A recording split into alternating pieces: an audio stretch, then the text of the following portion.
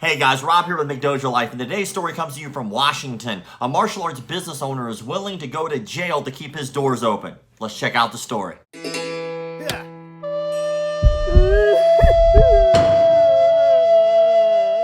Now, of course, everybody knows that as of recent, there's been a lot of laws and ordinances put in place for businesses to either shut down, not open, or have to do dumbed down things for their businesses. The owner of Battleground Martial Arts Academy in Washington, Jeremiah Rodman, which is spelled Rodman, so if I mispronounce it, I'm sorry, he said that he refuses to close down and is willing to go to jail. Now, during a recent interview, he was asked the question, why did he decide to remain open? And his answer was, first off, I think you have the right to be able to work and feed your family. At first, it was warranted. First month was definitely worth closing to see how it was going to play out. But I think as more stats came out, more information came out, I don't think it warranted staying closed. He was asked what data did he see that warranted him to reopen. And he said, today I just got updated on all the legacy hospitals in my area. He said there's only 11 people in the hospital with coronavirus, and they furloughed 5 nurses in just my local area. The interviewer also asked him if people had complained. He said, most definitely. We get people shaking their heads and upset with us. Just the other day, I was holding an American flag and a car drove by and flipped us off and yelled, 6 feet.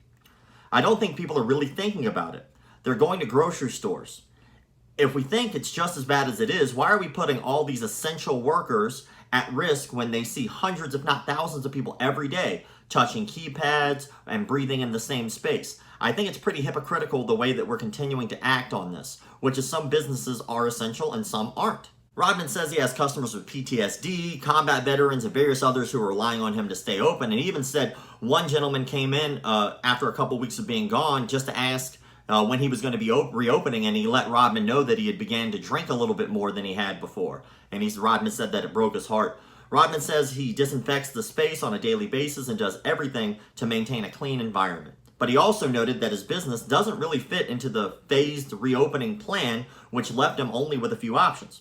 He said, a law enforcement officer came to my door, handed me a paper, and it says I can't even reopen until phase 4. Even at phase 4, I'm still not legally able to practice jiu-jitsu in here. So I decided to say I can't agree to that. I can't follow, he said. I could be looking at a $5,000 fine and 1 year in jail. I'm willing to make a stand because I believe what I am doing is right. Now, during another interview, he said, to be honest with you, you really can't in jiu-jitsu socially distance. I'm going to sweat on somebody, they're going to sweat on me. I'm going to breathe on them, they're going to breathe on me. You can't socially distance, and that's one of those reasons that I'm willing to open up, because we're not included in any of the phases, but people want that. And if they're willing to stand up to take a risk, then I want them to be able to train. I don't want to deny them that. He said, I believe I deserve the right, no different from my neighbors. We are an essential business because we have people who come in here with mental illness or PTSD. So for me to deny that, I don't think that it's right. Now, one of his members, Simon Green, said, for me, this is my therapy, my ability to get rid of the weak and the things I have built up inside. To me, this is life. Jiu-jitsu saved my life. It's one of the most important things to be open, at least to me. Now, Rodman said that he's been contacted by law enforcement who gave him educational materials, and that he could face a year in jail or a $5,000 fine. I personally agree with Rodman here. Now, everybody's going to be split on this. There are people who agree with him. There are people who agree that maybe they should stay closed.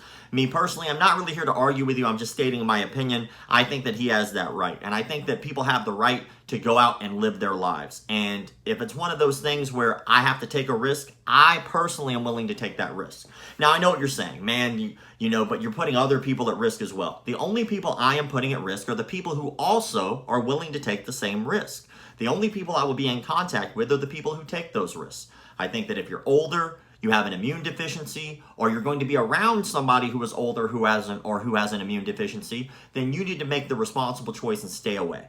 But I think that if you're only going to be affecting yourself and other people who are making the same decision, then so be it. You should have that right as an adult. Now, I'm not here to argue about it, but I am curious about your thoughts and why you feel the way you feel on the subject. Please do me a favor, drop that in the comment section below. I'm looking forward to open discourse and a nice chit chat about it. Thank you all for the likes, comments, shares, subscriptions, and all that other crap. Keep the martial arts legit.